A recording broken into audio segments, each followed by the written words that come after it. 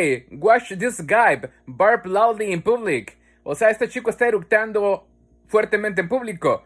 Queremos resaltar la palabra burp o burping, que significa eructar, para que lo tengamos claro. Y ahí les dejo el dato. Hasta luego.